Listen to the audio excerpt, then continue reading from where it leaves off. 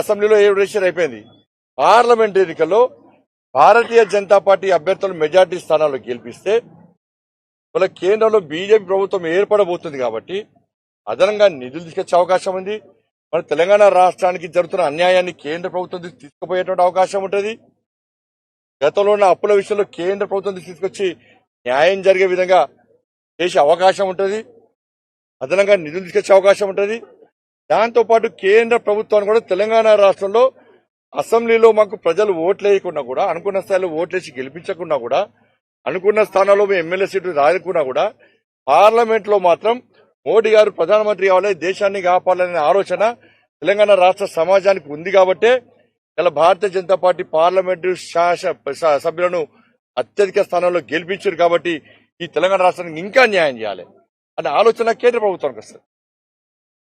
కాబట్టి అభివృద్ధి ఆలోచన ప్రజలందరూ కూడా ఇలా కాంగ్రెస్ పార్టీ క్యాడర్ కూడా, టీఆర్ఎస్ పార్టీ క్యాడర్ కూడా వాస్తవాలు ఆలోచించండి. శాసనసభ ఎన్నికలు అయిపోయినాయి, ప్రజలు తీర్పించారు, దాన్ని శిరస వహించాల్సిన బాధ్యత ప్రజాస్వామ్యవాదులు అందరి మీద ఉంది.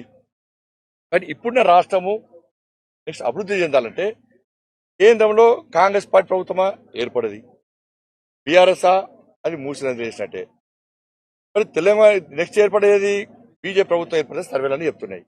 కాబట్టి ఇప్పుడు బీజేపీ పార్లమెంట్ సభ్యులు గెలిపిస్తే కాంగ్రెస్ బీఆర్ఎస్ పార్టీ క్యాడర్ కూడా అందరూ కలిసి ఒక మంచి నిర్ణయం తీసుకుంటే తెలంగాణ రాష్ట్రం అభివృద్ధి చెందుతుంది,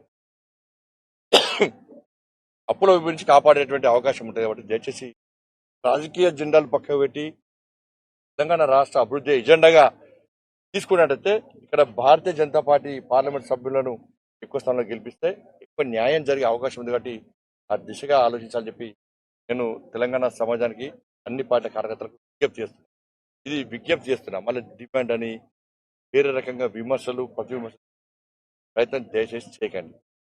దాంతోపాటు మాల్దీవ్స్ సంబంధించి నిజంగా భారతీయులకు హ్యాట్స్ ఆఫ్. నరేంద్ర మోడీ గారి విషయంలో, భారతదేశం విషయంలో మాల్దీవ్స్ సంబంధించి 3 మంత్రులు చేసినటువంటి వ్యాఖ్యలకు నిరసనగా భారతీయ సమాజం సోషల్ మీడియా ద్వారా బాయ్కాట్ మాల్దీవ్స్ అని చెప్పి ఒక సోషల్ మీడియా ద్వారా ప్రచారం చేసిర్రు. భారతీయ సమాజంలో చైతన్యం కలిగించే ప్రయత్నం చేసిర్రు. దాని ద్వారా అక్కడ వాళ్ళు ప్రభుత్వం దిగొచ్చి 3 మంత్రులను తొలగించిన విషయం నిజంగా గొప్పతనం. అది ఎవరైతే ఫ్లైట్ టికెట్ బుక్ చేసుకున్నారో వాళ్ళ ఫ్లైట్ టికెట్ క్యాన్సిల్ చేసుకున్నారు, ఎవరైతే హోటల్స్ బుక్ చేసుకున్నారో హోటల్స్ బుకింగ్ క్యాన్సిల్ చేసుకున్నారు. దీని ద్వారా వాళ్ళకి కనువిప్పు కలిగింది.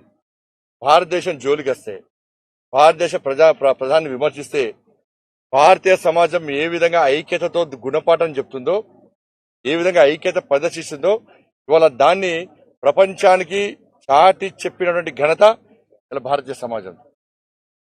ఇలా ప్రభుత్వం దిగొచ్చింది, 3 మంత్రులను తొలగించింది. బట్ ఇది భారతీయుల ఘనత. ఇలాంటి ఏ సంఘటన జరిగినా కూడా దేశానికి వ్యతిరేక కానీ, ప్రధానమంత్రి వ్యతిరేక కానీ, ఇలాంటి ఏ సంఘటన జరిగినా కూడా దాని మీద ఇదే విధంగా స్పందించాల్సిన బాధ్యత ప్రతి భారతీయుడు ఉన్నది. స్పందించిన వారికి అందరూ కూడా హృదయపూర్వక కృతజ్ఞతలు, అభినందనలు, ధన్యవాదాలు. ఈ వీడియో మీకు నచ్చినట్టయితే లైక్ చేయండి, 10 మందికి షేర్ చేయండి. అలాగే కామెంట్ల రూపంలో మీ అభిప్రాయాలను మాతో పంచుకోండి. Nationalist hub group of channels ను సబ్స్క్రైబ్ చేసుకుని తెలుగునాట జాతీయవాద జర్నలిజాన్ని ప్రోత్సహించండి. ఈ వీడియో కింద ఉన్న బెల్ ఐకాన్ పై క్లిక్ చేయడం మర్చిపోవద్దు.